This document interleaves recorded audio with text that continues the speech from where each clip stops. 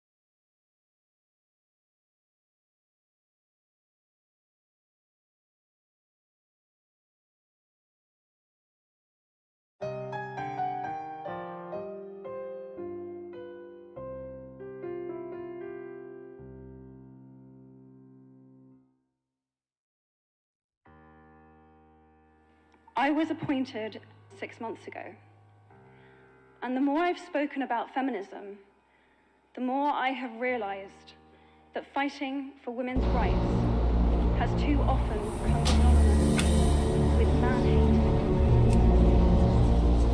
If there is one thing I know for certain, it is that for the record, feminism, by definition, is the belief that men and women should have equal rights and opportunities. It is the theory of the political, economic, and social equality of sexes. I started questioning gender-based assumptions a long time ago. When I was 8, I was confused, bossy, because I wanted to direct the plays that we would put on for our parents. But the boys were not. When at 14, I started to be sexualized by certain elements of the media. When at 15, my girlfriends started dropping out of their beloved schools because they didn't want to appear masculine.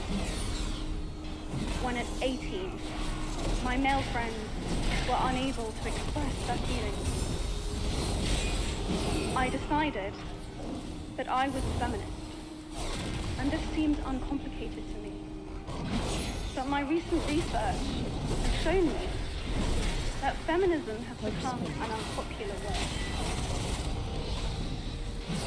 Women are choosing not to identify as feminist.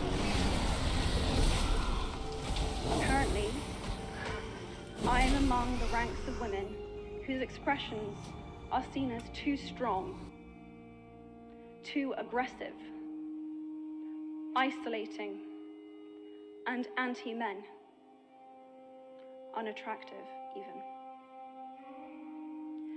Why has the word become such an uncomfortable one?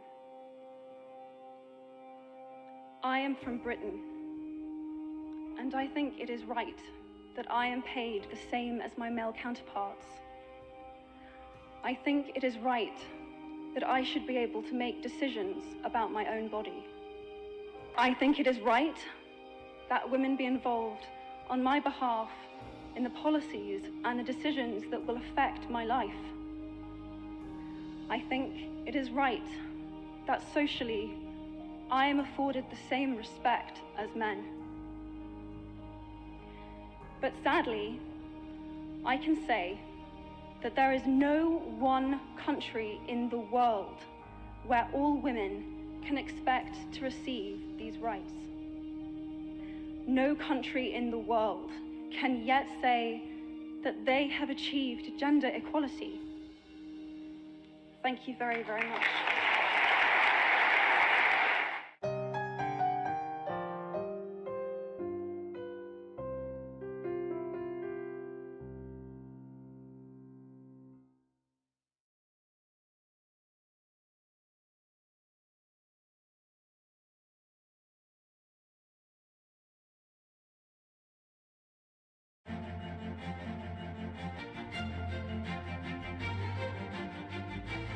Welcome to Seeking Alpha's Wall Street Brunch, our Sunday look ahead to this week's market-moving events, along with the weekend's top news and analysis.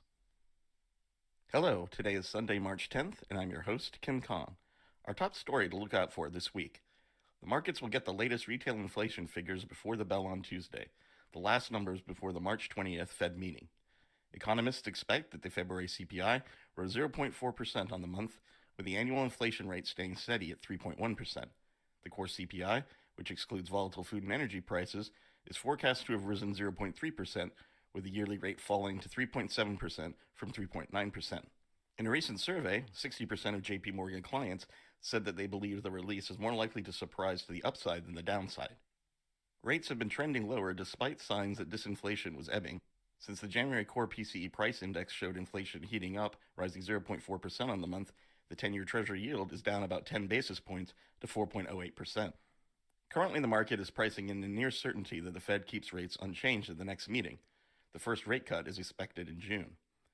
Michael Darda, Chief economist and strategist at Roth MKM says many on the FOMC look at the 1998 rate cuts during the Asian crisis as a contributor to the 1999-2000 equity bubble and do not want to repeat that experience. Similarly, Fed Chair Jay Powell has cited 1966-67, the one time the Fed moved quickly enough to prevent recession after a curve inversion, as a mistake. That is, after a sharp slowdown. After a dramatic 2-year inflation overshoot, the FOMC would probably rather risk being late and or insufficient with cuts and easing than doing too much too soon and having to put out another inflationary fire. This means recession risk is likely much higher than the increasingly bullish consensus would have us believe. Looking to earnings, Oracle reports on Monday. In previewing the numbers, SA analyst Jonathan Weber says, we can expect Oracle's cloud business, which includes both the infrastructure as a services business and the software as a service business, to be responsible for a major portion of the company's overall revenue growth. The cloud business grew by 25% during the second quarter, reported in December, and a roughly similar growth rate would not be very surprising for the following quarter. Weber is neutral on the stock.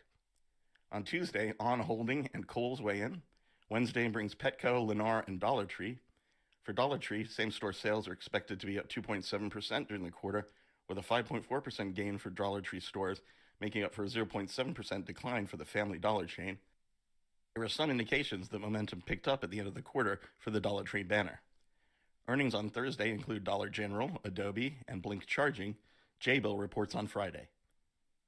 Among the top stories of the weekend, the U.S. Department of Justice has launched an investigation into an Alaska Airlines emergency in which a piece of the aircraft fuselage from a Boeing 737 MAX blew out midair early this year. That's according to the Wall Street Journal. Federal investigators have already contacted some passengers and crew on the flight from Ontario, California to Portland International Airport on January 5th.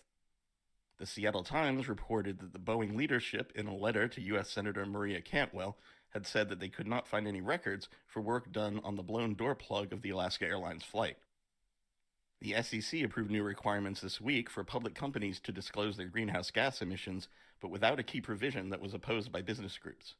The new rule, finalized in a 3-2 vote, would require companies to report on their Scope 1 and Scope 2 emissions, which come from the sources a company owns directly and indirectly from the source of energy it purchases and uses. The original proposal included requirements to report Scope 3 emissions, which encompass emissions produced up and down the supply chain, but companies were deeply opposed to this requirement, saying it would be too expensive, complex, and burdensome. And a looming reduction in Bitcoin supply growth, known as the halving event, is poised to boost the price of the highest profile cryptocurrency to more than $115,000 in 2024. That's according to a recent study by crypto tax reporting firm CoinLedger. A year after the past two halvings, there have only been 3 so far, the price of Bitcoin surged by an average of 400%. CoinLedger based its $115,000 price prediction on whether the token is at $69,000 when it halves in April. A Bitcoin halving event occurs when the reward for miners, like Marathon Digital and Riot Platforms, is slashed in half, essentially reducing the rate at which new tokens are created by 50%. That means the halving, which occurs about every 4 years, reduces the supply of new Bitcoins entering the market. And in the Wall Street Research Corner, B of A's technical team says gold will rise in 2024, but its price movement will slow due to stretched relative strength index conditions. Analyst Paul Siama says the recent 5-day rally surpassing a 5% gain was a bit of a surprise despite being in line with our medium-term outlook of lower yields, lower US dollar, and higher gold.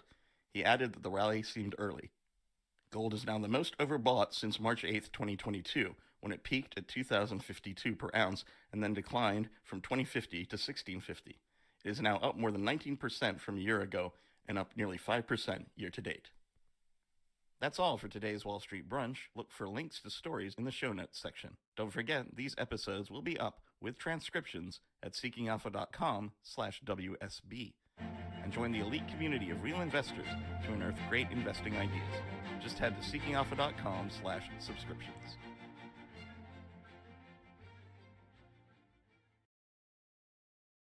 Hi, I'm Wendy Zuckerman, and you're listening to Science Versus. Today on the show, we're pitting facts against the fountain of youth. As we find out, is there anything we can do or take to live a longer and healthier life?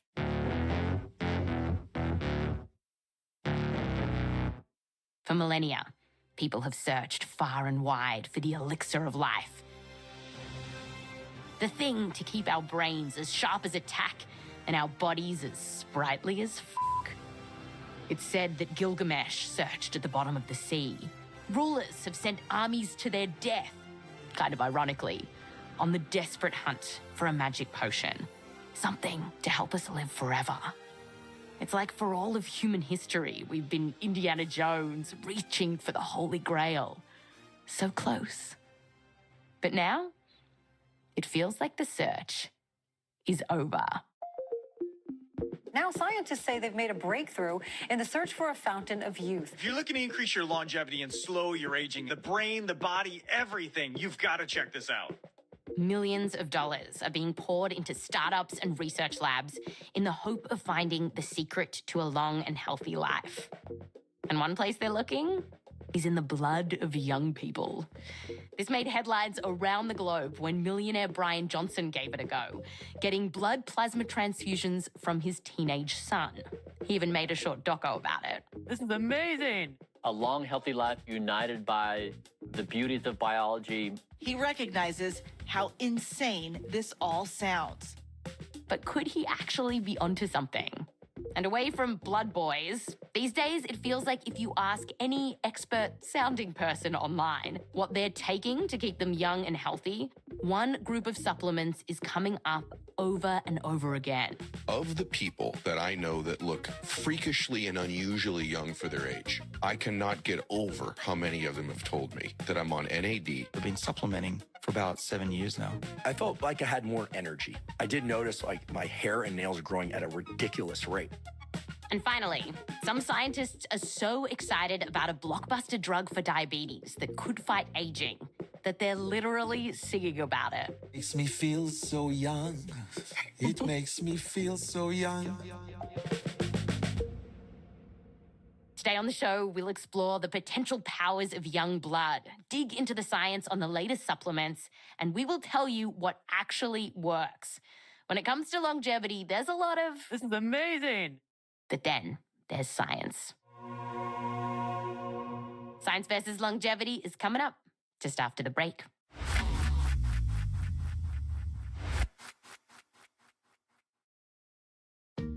This episode is brought to you by Volvo Cars. Distractions happen. That's why the fully electric Volvo EX90 comes with a 2-camera driver understanding system designed to prevent distractions and help you stay focused. With 7 comfortable seats, a powerful electric range of up to 300 miles, and cutting-edge vision tech that can help prevent accidents, experience a new era of safety at Volvo Cars. Pre-order your Volvo EX90 today. Visit volvocars.com/US to learn more. This episode is brought to you by State Farm. From your morning podcast to your afternoon playlist, State Farm knows you personalize your entire day, and that's why State Farm helps you personalize your insurance with the State Farm Personal Price Plan. It offers coverage options that help protect what you care about most at an affordable price just for you. Like a good neighbor, State Farm is there. Prices vary by state. Options selected by customer. Availability and eligibility may vary.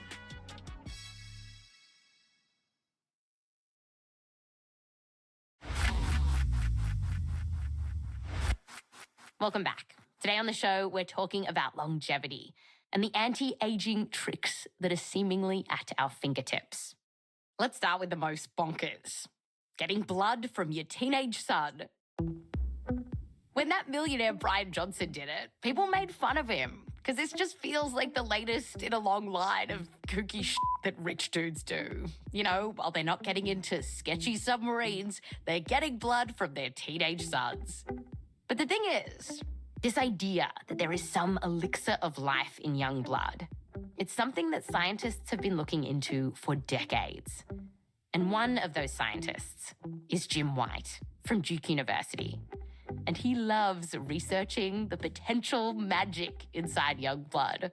It's the perfect mix of like sci-fi world meets academic science. And it's just been an obsession and a fun obsession. So recently, Jim did this study to find out what happens if you get some crotchety old thing and give it a ton of blood from a hot young thing. Now, Timothée Chalamet was busy, so Jim had to use the next best thing. Mice. And his big question was, if the old mouse gets this young blood for a long time, could we then start slowing all the hallmarks of aging? the idea is that some old mouse is going to get blood from a younger one for about 12 weeks, which is roughly the equivalent of 8 years of human lifespan. So, how on earth do you get all that blood from a young mouse into an old mouse? Basically, we join the mice together, surgically join them. Okay, And, I'm going to need some details. How does that work? Yes. So, small incision on the flank of the mouse, and then we On the belly? Is that the flank?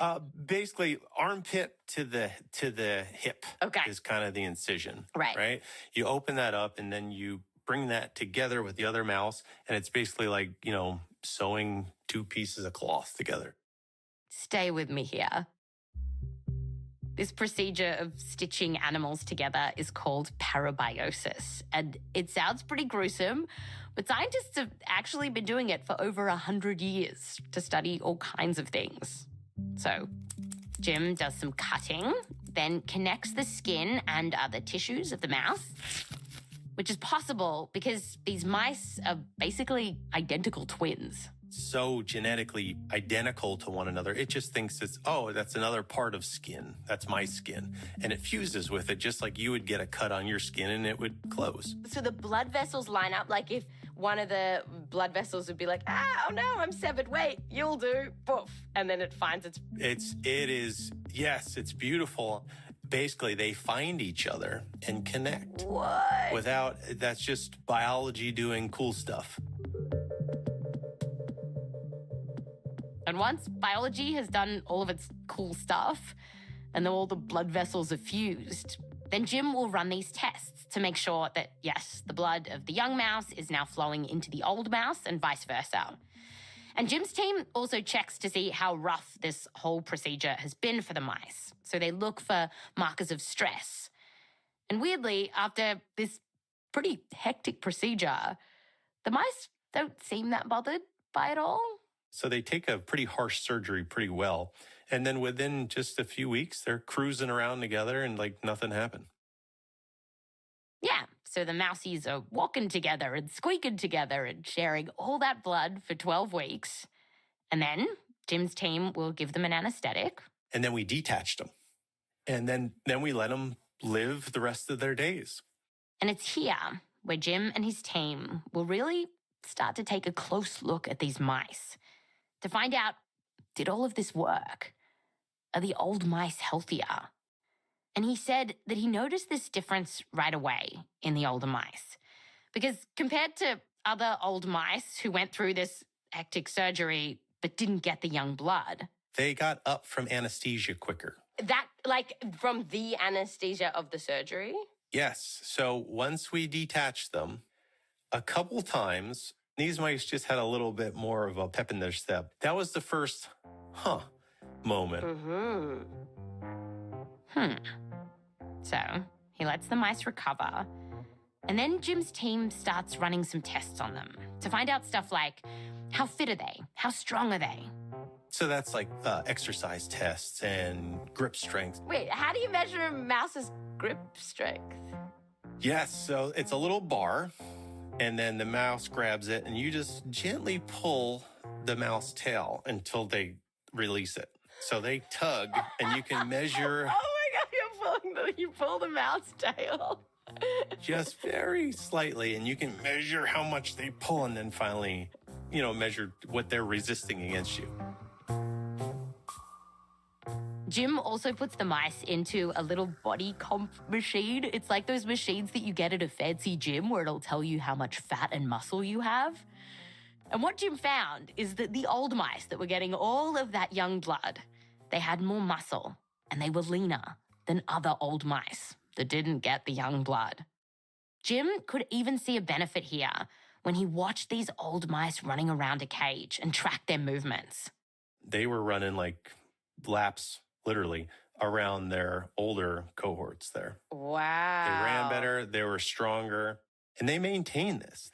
whereas the old mice just kind of took a dive. And then did they live longer with all these benefits? They did. Yep. They lived, I think we got 9 or 10% extension in longevity. Interesting. The mice lived about 10% longer than other old mice, which Jim says feels like this true feat of science. You know, we can extend life. We can do it. For years, you just assumed Father Time was a one-way street.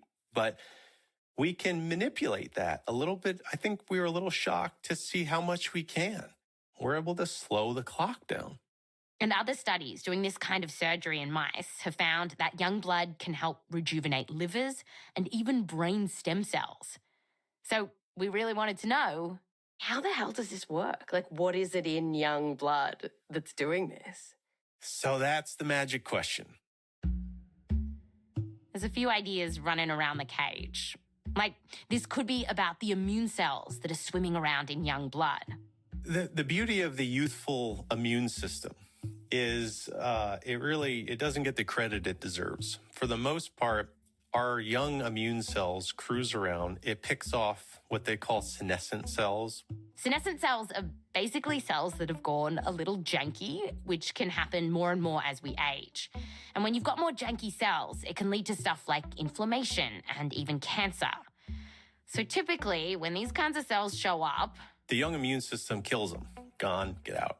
There's other stuff in young blood that could be making a difference here as well. Like, it can have higher levels of certain hormones, which have been found to help muscles and neurons grow. So that is idea number one, that there is something magical in young blood. But it could also be that there's something crappy in the blood of old mice that was kind of getting diluted out.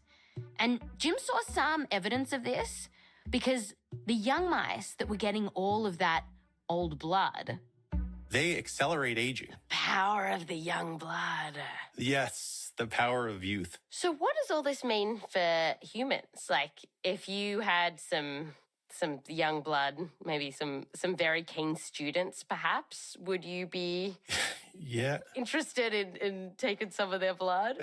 That's, of course, the follow-up question. I don't think, even a monthly transfusion, because that's what everybody says, if we transfuse blood, like every month or so. I don't know if that's enough. Jim says, remember, these mice were conjoined for the equivalent of 8 human years. 8, sharing all that blood. So he's not sure that a couple of pints from a monthly transfusion would work the same magic. But who knows? Studies in people are just starting to trickle in. Like one that we found got almost 20 folks with Alzheimer's and gave them the plasma of young men once a week for a month. They were just doing this test to see if this kind of thing was safe to do, and it was. But they found something surprising.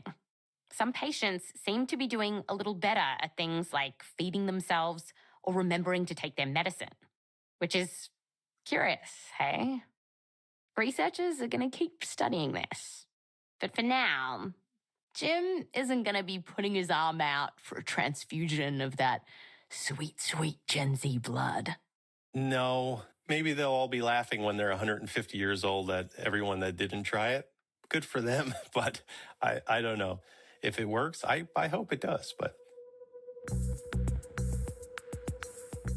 Okay, so what else have we got?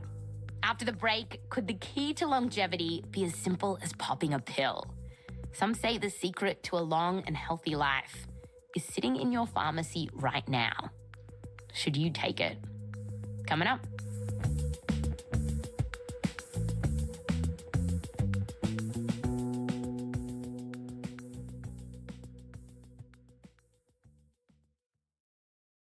This episode is brought to you by Indeed.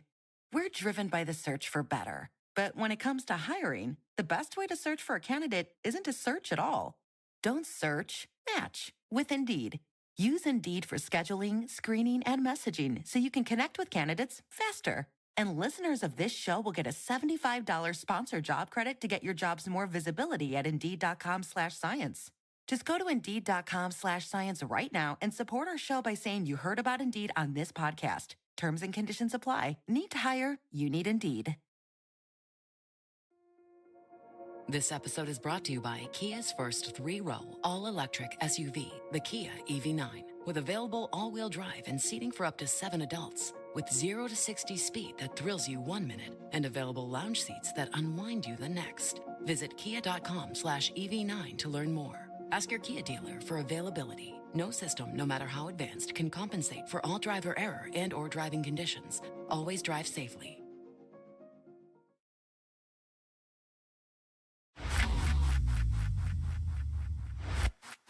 Welcome back. Today on the show, the quest for immortality. Or just, to live a long and healthy life.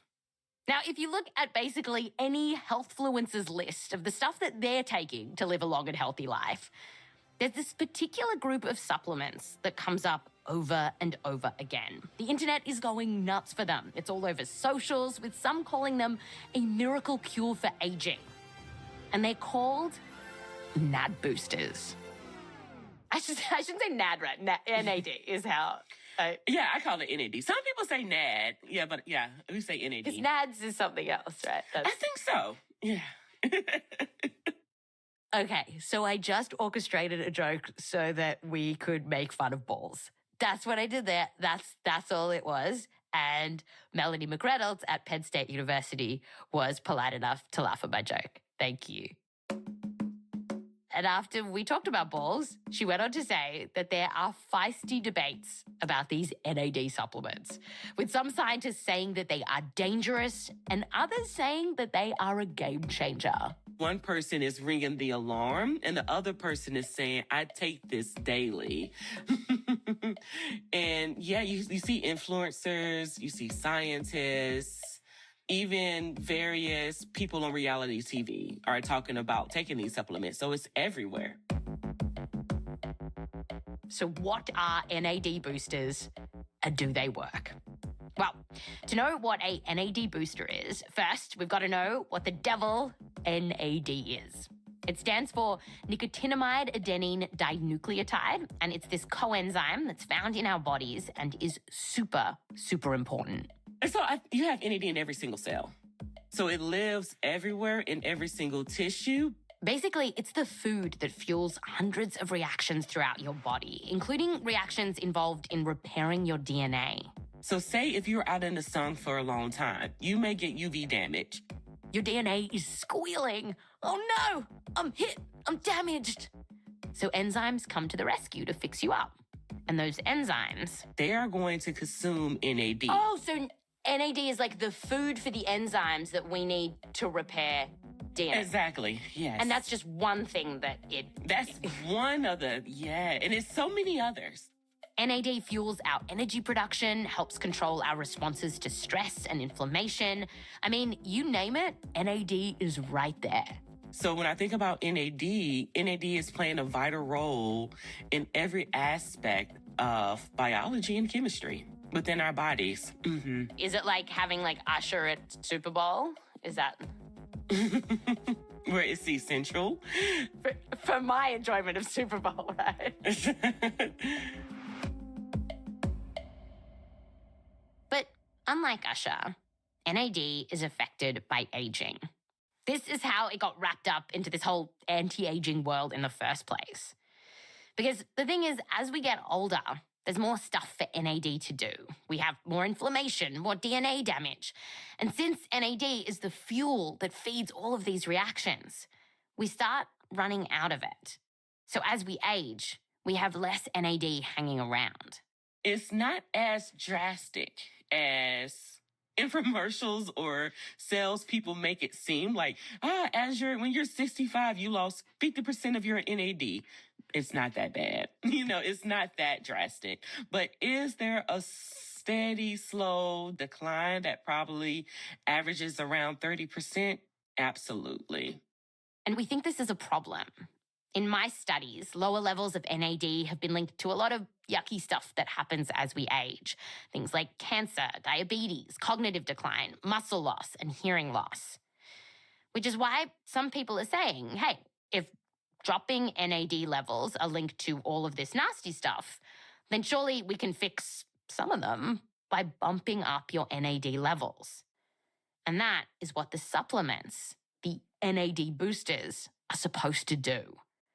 Now, you can't just eat NAD straight. It doesn't work like that. So instead, the stuff that you can buy, these supplements, are what are called precursors. So your body takes them and then turns them into NAD. And I know this is going to sound like an alphabet soup here, but the two most common supplements like this on the market are known as NR and NMN. Now, a lot of the studies that test whether they work in people, so they'll give people these supplements and then see what happens, are actually funded by the supplement industry in one way or another. And even then, overall, a lot of the results from these studies have been pretty meh. Like, just zooming in on NMN for a second, research has looked into whether taking it affects muscle mass or blood pressure or cholesterol or glucose or insulin, and they've found that it doesn't help. With NR, which stands for nicotinamide riboside, the research has been a little more promising. Like, several studies have found that they might lower inflammation and blood pressure. I can say there are 7 published human studies showing anti-inflammatory effects of nicotinamide riboside. So the idea of taking these supplements doesn't sound stupid to me, right? Yeah, I mean, that's the reason why so many people are doing it. Now, I feel a but coming on. But, yeah. Should I go out and buy some? The reason that Melanie has given us the old is because she's not sure that these supplements are safe. They haven't been tested on that many people or for that long. And some early research in mice are showing that perhaps when we take these NAD boosting supplements, maybe we're not just going to boost our NAD, but we might also be bumping up some other stuff that's perhaps not so good for us. So, for example, Melanie's been worrying about this particular enzyme that can get cranked out when mice take these boosters. And this enzyme can drive changes to our genetics, and it maybe could increase our risk of cancer. And you know, there is this one study that took mice at an increased risk for pancreatic cancer. It gave them an NAD booster, and it found that, yes, it upped their risk for getting cancer. It's early days here, and there's just a lot we don't know about the benefits or the risks. So I asked Melanie, given all these unknowns, what do you tell like older people in your life who are like, I want to be healthy for the longest period of time. Like, should I take these precursors now or not? Yeah, I've always been hesitant. You think it's too soon? It's too soon for me. Exactly. That is it. It's too soon for me. But a lot of the NAD researchers, I would say, are just running away and selling it. This is an unregulated market, and people are running away with it. I hope they don't cancel me for this. So, if you're slamming down the NAD boosters as your holy grail, maybe you chose poorly? But on the shelf of cups to choose from, and I'm sorry if you haven't watched Indiana Jones in a while, because this analogy, you're gonna get lost a little. But on that shelf of cups to choose from, there is a drug that's been getting a lot of attention, and it looks very tantalizing. It's attracting headlines like, quote, anti-aging pills are real and some of us are taking them without knowing it. And if you want to know more about this, there is one guy that everyone is talking to. Nir Barzilai, a professor at Albert Einstein College of Medicine in New York. And he's been thinking about this longevity stuff for a long time. Even before I became a medical student, when I looked at my grandfather, I said, what's going on? How come when he was young, he had all those stories of bravery and achievement, and he barely can walk now? And so Neil wanted to know, how can we stop this from happening? Which took him to this drug that so many people are excited about. It's called metformin. It comes from this gorgeous purple flower called the French lilac, and people have actually been using it for ages, saying it can work for all kinds of things. Metformin was used by mothers, grandmothers, healers to treat osteoarthritis, to prevent flu, lots of stuff. But But today, metformin is prescribed for type 2 diabetes because it helps control blood glucose levels. And it is a blockbuster drug. Over 150 million people around the world take it. But more recently, scientists like Nir have started thinking that maybe this drug could do a whole lot more. Perhaps it could boost our longevity. And one paper in particular kind of jump-started this. There was a study that really excited me. It was kind of a shocking study because it took people that are treated in pharmacies in the UK. They got around 180,000 people, and the researchers said, let's look at the people who had diabetes. Some of them were treated with metformin, and others were treated with another drug. They followed people for several years and found that those who were taking metformin were less likely to die by the end of the trial compared to those who were taking a different diabetes drug. And it was by around a third, which is quite a lot. And since then, other research has shown similar things, that metformin helps people with diabetes to live longer. And Nir says it's not only that. People on metformin who have diabetes have less cardiovascular disease, they have less cancers, they have less cognitive decline, Alzheimer's. Early research in mice has also found that metformin can help with a bunch of other stuff that's linked to aging, including reducing inflammation and boosting antioxidants, which could improve the health of our blood vessels. And Nir's like, well, if this drug is so great, at least for people with diabetes, what about the rest of us? All of a sudden we said, you know what? Non-diabetics could do better on metformin.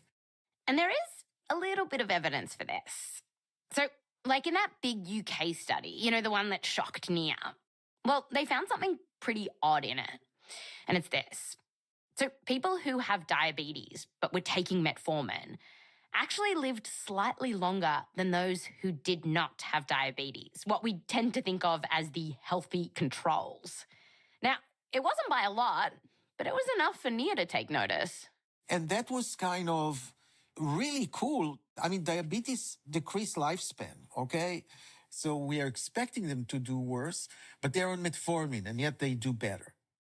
And it's studies like this that are really driving these exciting headlines that are saying that metformin is the new anti-aging pill of our lifetime.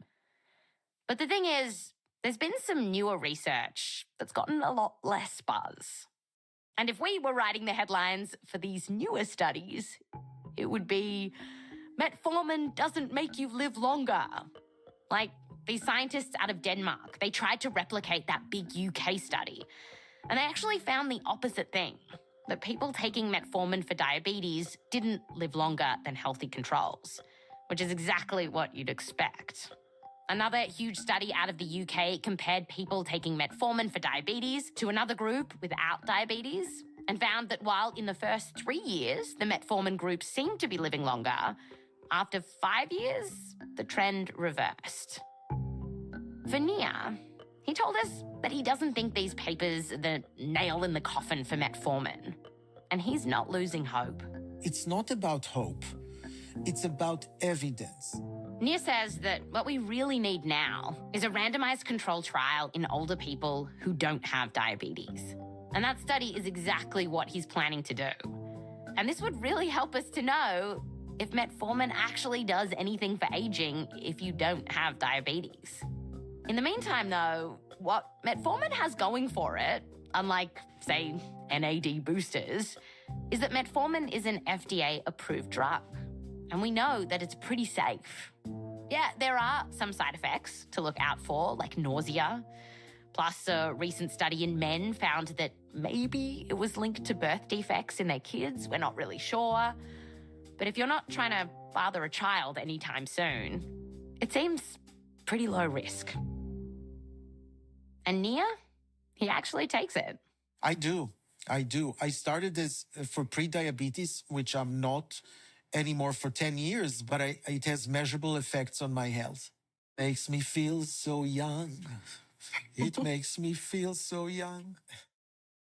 Okay, the end of the episode is nigh. And here's where we're at. We're still waiting for the final word on metformin. This drug, it still could be exciting. but we're going to have to wait and see. As for NAD boosters, we're going to give them a miss. So, is there anything else that we've got?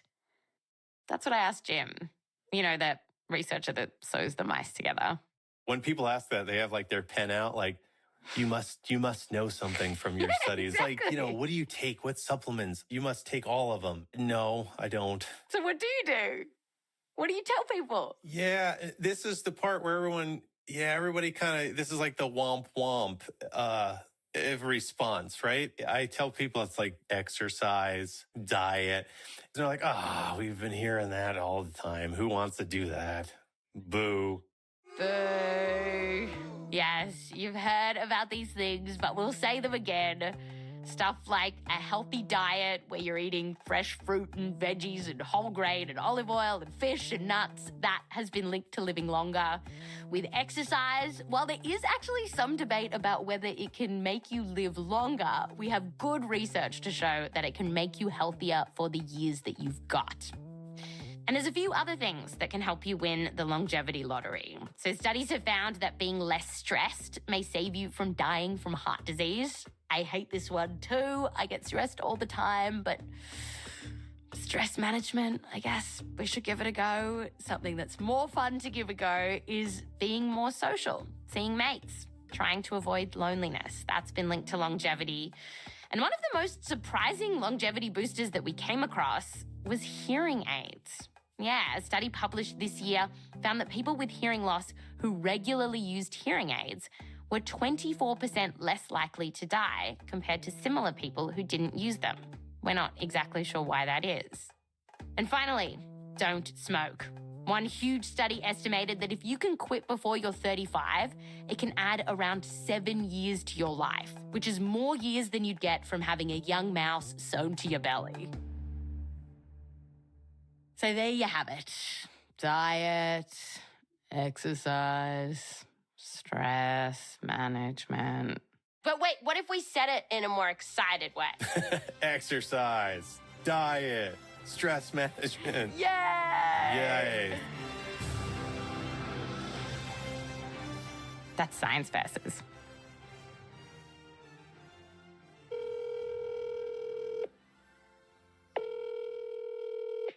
Hello. Hey, Michelle Dang, producer at Science Versus. Hey, Wendy. So how many citations are in this week's episode? There are 84 citations. 84. And if people want to see them in all of their glory, I've like really feel in this episode all those 84 citations. Where should they go to find them?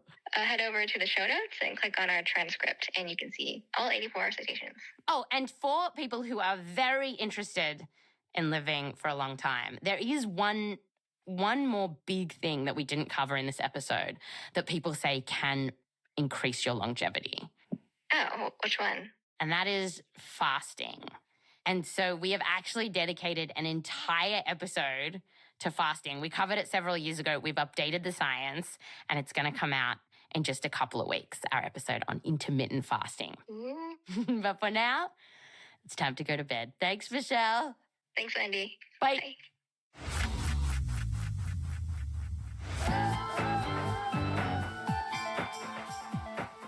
This episode was produced by Michelle Dang and me, Wendy Zuckerman, with help from Meryl Horn, Rose Rimler, and Joel Werner.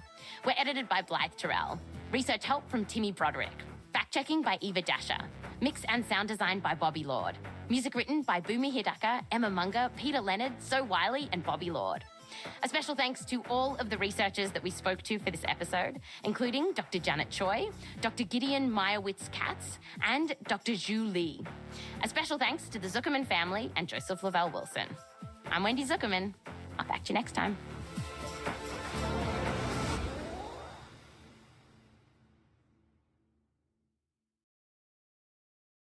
Hi, my name's David Weeder. My question for Search Engine is about all of the ridiculous text messages I get these days.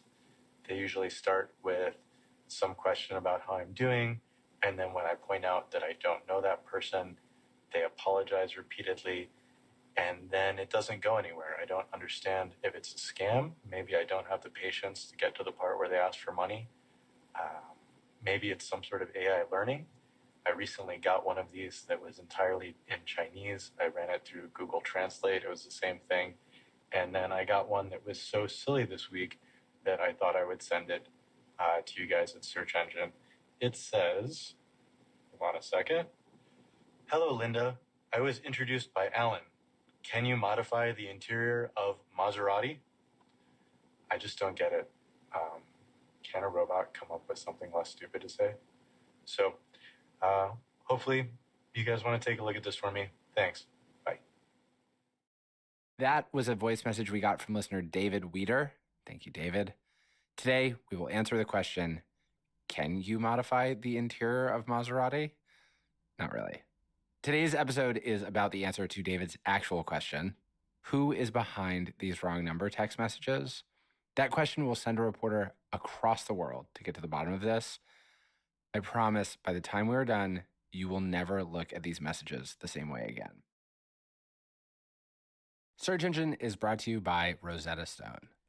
I just watched the film Zone of Interest, which I really liked, but I had to read the subtitles at the bottom the whole time. If I go through on my threat to learn German, I'm going to have a totally different experience. I'm really looking forward to it.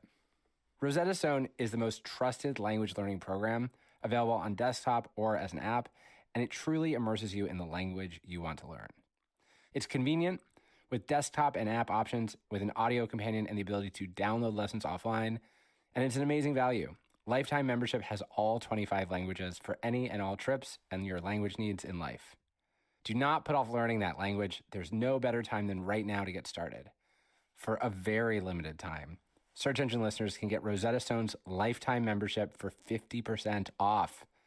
Visit rosettastone.com/searchengine. That's 50% off unlimited access to 25 language courses for the rest of your life. Redeem your 50% off at rosettastone.com/searchengine today.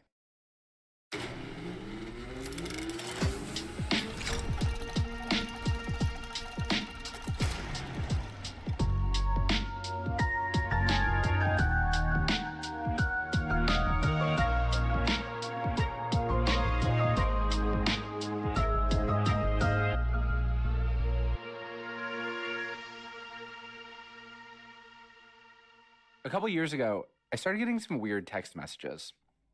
I'm going to describe these text messages to you, but if you own a cell phone and have a pulse, you, like our listener, have probably gotten a few yourself. They follow a consistent but confusing MO. An unrecognized phone number texts you, often with a question.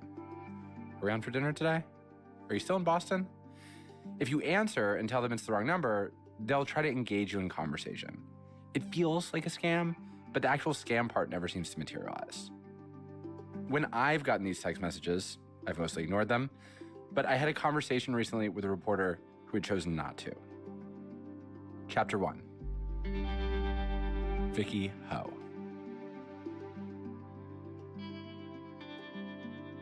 Okay, August 2022, you get a text message from a woman named Vicky Ho. What did Vicky Ho want? So Vicky said to me, "Hi, David, I'm Vicky Ho. Don't you remember me?" And this is kind of weird because my name is Zeke. Zeke Fox, author of the book Number Go Up, Inside Crypto's Wild Rise and Staggering Fall. I'm now a year into my journey into crypto land, and I'd heard that these messages related to crypto scams, so I decided to play along, see what she was after. And so I've seen people do, like, these wrong number texts are pretty common. I've seen a lot of people almost treat it as like an opportunity to do unsolicited improv comedy, because the person's they're always texting you and pretending like they're picking up a conversation. Like, what was your version of playing along with it? Like, what did you do? So I wanted to get scammed. So I was like, I want to see how this scam works. So I wanted to give her what she was looking for. Zeke is an unusual person. He writes for Bloomberg Businessweek, but instead of doing what I would think he's supposed to do there, which is write about how a successful company has an IPO or something, Zeke is the guy at the fancy business publication who is only really happy when he's investigating scams. And this particular text message he'd gotten from one Vicky Ho, he wanted to play along and experience the scam because he'd heard that these wrong number texts might be somehow connected to a cryptocurrency that he's obsessed with. A cryptocurrency called Tether. I had seen reports that these scammers would often ask people to send a cryptocurrency called Tether. And I've been hearing a lot about illicit uses of Tether. Yeah. There's this one leaked text message from a Russian money launderer who got arrested by the FBI. So he's texting a customer and he's being like, you should use Tether. It works quick like text messages. That's why everyone does it now. It's convenient, it's quick. And I'm like, okay, this is how the criminals are talking about Tether. Yes. But I don't know any Russian money launderers. But I hear that among the criminals who use Tether are these pig butchering scammers. Now I do know one pig butchering scammer, Vicky Ho. Right. Will she ask me to use Tether? Yes. Okay. And also, wait, sorry, I should just ask you, you refer to these scams as pig butchering scams. Can you just explain that term? Yes. The idea is that you need to fatten up the victim like a pig with fake romance, or even with, once you get them to invest in your scams, maybe even let them withdraw $1,000 or $5,000. But meanwhile, you, the scammer, are sizing up just how much money this person has, how much you can take them for. And once they send in the maximum you think you're going to get, which in some cases is millions of dollars, you cut off their head, you take it all, and you disappear. So pig butchering is like you fatten them up, whether it's with like the promise of love, which they won't get, or the promise of money that they won't get, but before you butcher them. But the idea is that you're being disciplined in not swiping them right away. You're waiting. Yeah, it's a long game, and this relationship might last months. So it's so funny. It's like you're sitting there like hoping both that she'll unveil the scam, but also that she'll use your preferred cryptocurrency in trying to scam you. It's like you're like, I hope she plays my favorite song. Pretty much. And I will say this is the only scammer who I ever interacted with. I did not rig this game. Okay, so you decide you were going to intentionally fall for the scam. So you start engaging with her. How does the conversation play out? How does the scam play out? Okay, so I wrote to her, nice to meet you.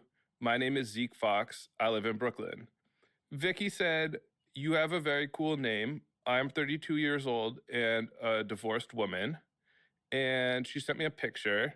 She looked like a very attractive young woman with like a heavily face-tuned face. Yep.